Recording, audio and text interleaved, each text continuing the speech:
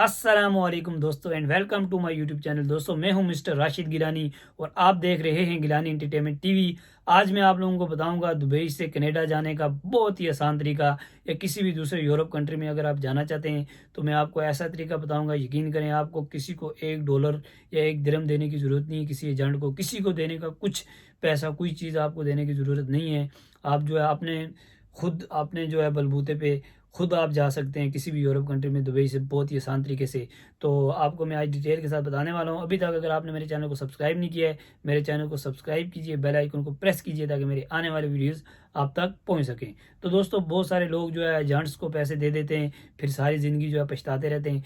Dubai में बहुत सारे लोग 10-15 साल लगाते हैं, 10-15 साल में जो पैसे वो बनाते हैं, फिर वो उनका दिल करता है यार हमने दुबई में इतना अरसा लगाया, हम इतना जो है अच्छा पैसा या इतना ज़्यादा पैसा हम नहीं कर सके, तो अभी हम यूरोप में जाएं तो यूरोप में जाके मज़ीद हम और ज़्यादा पैसा कमाएं। जैसे कि आप लोग जानते हैं बहुत सारे लोग दुबई में दूसरे गल्फ़ कंट्रीज़ में जिनकी जॉब बहुत अच्छी नहीं है, तो वो लोग इतना पैसा नहीं कमा पाते। तो अपनी कई लोग पूरी लाइफ जो है इधर लगा देते हैं, स्पेंड कर देते हैं। तो आपने ज़िंदगी के जो जवानी के 20-30 साल लगा देते हैं। लेकिन आप अगर यूरोप में जाना चाहते हैं तो यूरोप में जाना बहुत ही बंदे के लिए जो है बहुत ही फ़ायदे की बात है। आप 4 से 5 साल 6 साल लगाएं तो आप अच्छा खासा पैसा बना सकते हैं। तो दोस्तों चलें चलते हैं टॉपिक की तरफ। आप अगर किसी एजेंट को पैसे देते हैं तो आपके साथ जो है सबसे पहले जो है 100 में से 99% एजेंट जो है धोखा ही करता है। तो आपने अगर कनाडा जाना है, आप सीरियस हैं कनाडा या किसी भी दूसरे यूरोप कंट्री में जाने के लिए, आप बिल्कुल ईज़िली जा सकते हैं। लेकिन आपने किसी एजेंट के चक्कर में नहीं पड़ना है बिल्कुल। आपको करना क्या होगा, आपको कनाडा या दूसरे किसी यूरोप कंट्री में जाने के लिए आपको करना ये होगा, आपने जो है अगर आपके पास अभी दुबई में है या आप अपने कंट्री में, अगर आप दुबई में किसी कंपनी दूसरी कंपनी में आप काम कर रहे हैं, तो आप अगर यूरोप में जाना ही चाहते हैं, आप सीरियस हैं बिल्कुल आप जाना चाहते हैं ज़रूर, तो फिर आप जो है फ्रीडम वीज़ा लें, आज़ाद वीज़ा लें। आज़ाद वीज़ा लें और सबसे पहले आप जिससे आज़ाद वीज़ा लेंगे उससे क्लियर करें ये चीज़ कि वो आपकी जो बेसिक सैलरी वो जो रखेगा, तो वो कम से कम 6 से 7 हज़ार दिरहम्स होनी चाहिए बेसिक सैलरी। बेशक आपकी सैलरी इतनी ना हो, लेकिन वो उसको इतनी जो है एग्रीमेंट में इतनी सैलरी लिखनी चाहिए 6 से 7 हज़ार। तो वो जो सैलरी आप लिखवाएंगे तो वो आपको जो है पैसे हर जो आपकी डेट होती है सैलरी की डेट जो होगी, तो उससे उस डेट पे आपने जो है वो पैसे डाल के, बेशक आप एक दिन बाद निकाल लें या उसी दिन जो है डाल के निकाल सकते हैं आप पैसे। तो आपको अपनी जो है एक बैंक स्टेटमेंट बनानी है। फिर आपका जो रिकॉर्ड होगा वो रिकॉर्ड आपने पास रखना है, जो स्लिपें होंगी जो आपकी सैलरी वगैरह की, तो वो सब चीज़ें आपने रखनी है पास। उसके अलावा जो टैक्स के आपने पे किया होगा, कुछ दूसरी चीज़ें जो की होंगी, तो वो सब चीज़ें जो आपको रिकॉर्ड बैंक का जो रिकॉर्ड है वो आपको अपने पास रखना होगा। तो सबसे पहले आपको ये चीज़ करनी है, किसी से भी अगर आप फ्रीडम वीज़ा लेना चाहते हैं तो उस बंदे से जो है सबसे पहले आप बात करें, अपनी जो बेसिक सैलरी आप 6 से 7 हज़ार लिखवाएं। फिर हर उस डेट पे जिस डेट को सैलरी डलती है, तो आपने जो है इतने पैसे डाल के जितनी आपकी सैलरी होगी बेसिक आपने डाल के निकाल लेने हैं। और आपने जो आपने बैंक स्टेटमेंट बनानी है कम से कम 6 महीने से ज़्यादा ही होनी चाहिए आपकी जो बैंक स्टेटमेंट।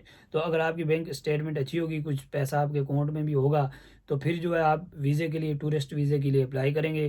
खासकर दूसरे यूरोप कंट्रीज़ के लिए भी आप कर सकते हैं, ऑस्ट्रेलिया के लिए, इंग्लैंड के लिए, अमेरिका के लिए।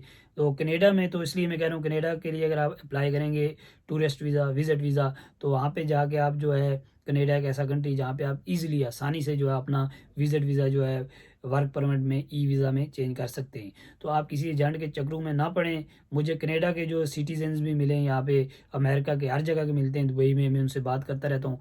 तो वो कहते हैं सबसे पहले आपको ये चीज़ें करनी होगी, अपनी बैंक स्टेट वगैरह बनानी होगी, और सॉरी बैंक स्टेटमेंट वगैरह बनानी होगी। तो उन लोगों ने जो है मुझे बताया, उन्होंने कहा, एक मेरा दोस्त है बहुत अच्छा कनाडा का, अभी भी आया हुआ है दुबई में, तो उसने भी मुझे कहा, वो बहुत बड़ा बिजनेसमैन है, गोल्ड का बिज़नेस करता है वो। तो उसने मुझे कहा कि मैं उधर जो है रेस्टोरेंट्स वगैरह कुछ इस तरह के बिज़नेस करना चाहता हूँ। तो आपकी मुझे ज़रूरत, अगर आप आना चाहते हैं तो मेरे साथ अगर आप जा सकते हैं तो आप ज़रूर जो है जाएँ, क्योंकि मैं पाकिस्तानी हूँ। उसने कहा पाकिस्तानी हूँ मैं, इस तरह का जो है कोई पाकिस्तानी टाइप का इस तरह का जो है काम करना चाहता हूँ, खाना वगैरह कुछ उधर, यानी कोई रेस्टोरेंट्स वगैरह या कोई इस तरह की चीज़ मैं करना चाहता हूँ कनाडा में। तो वो काफ़ी इंटरेस्टेड है क्योंकि वो जाता रहता है पाकिस्तान, इंडिया, इन सब कंट्रीज़ में। तो वो कहता है मैं कोई इस तरह का बिज़नेस करना चाहता हूँ, कोई रेस्टोरेंट वगैरह या कुछ इस तरह का बिज़नेस मैं करूँगा, तो उसमें मुझे स्टाफ की ज़रूरत होगी। तो वो मेरा अच्छा दोस्त है, इसलिए उसने कहा मैं आपको लेके जाऊँगा। लेकिन उसने मुझे कहा कि आपको सबसे पहले ये चीज़ें करनी होंगी, अपनी बैंक स्टेटमेंट वगैरह आप बनाएँ। आपकी बैंक स्टेटमेंट बन जाएगी जब, तो उसके बाद मैं आपको ले जा सकता हूँ। तो मैं खुद भी जाना चाहता हूँ, ये नहीं कि मैं नहीं जाना चाहता, हर बंदा जाना चाहता है, लेकिन उसके लिए मुझे लाज़मी ये चीज़ें चाहिए। तो अभी तो मैं एक कंपनी में काम कर रहा हूँ, अभी तो मेरे पास जो है मेरी बेसिक सैलरी इतनी नहीं लिखी हुई, 6 से 7 हज़ार नहीं लिखी हुई है। तो अगर मेरी इतनी सैलरी होगी एग्रीमेंट में तो फिर मैं जा सकता हूँ। लेकिन अभी इंशाल्लाह मैं अगर जाना चाहूँगा तो मैं कोशिश करूँगा ज़रूर। मैं तो यहाँ पे भी ठीक है, अच्छा खासा मैं सेट हूँ, शुक्र अल्लाह का। लेकिन फिर भी अगर मेरा जाने का दिल हुआ तो फिर मुझे सबसे पहले ये चीज़ लाज़मी करनी होगी। तो ये आपको बताने का यही मकसद था कि मैंने वहाँ के सिटीज़न से भी पूछा है, वहाँ के जो सिटीज़न्स हैं वो भी कहते हैं आपको ये चीज़ें अपनी बैंक स्टेटमेंट वगैरह बनवानी होगी, तो तभी आप जो है जा सकते हैं यूरोप में। तो उम्मीद करता हूँ इंशाल्लाह आप समझ गए होंगे। तो आप एजेंटों के चक्करों में ना पड़ें, किसी को 1 दिरहम या 1 डॉलर भी ना दें। आप अपने बलबूते पे जाएँ, अपनी बैंक स्टेटमेंट बनाएँ अच्छी तरह से, फिर आप जो है जा सकते हैं ईज़िली। इंशाल्लाह उम्मीद करता हूँ आपको मेरी वीडियो पसंद आई होगी। मिलते हैं अगली वीडियो के साथ, तब तक के लिए अल्लाह हाफ़िज़। सी यू, अस्सलाम वालेकुम व रहमतुल्लाह व बरकातहू।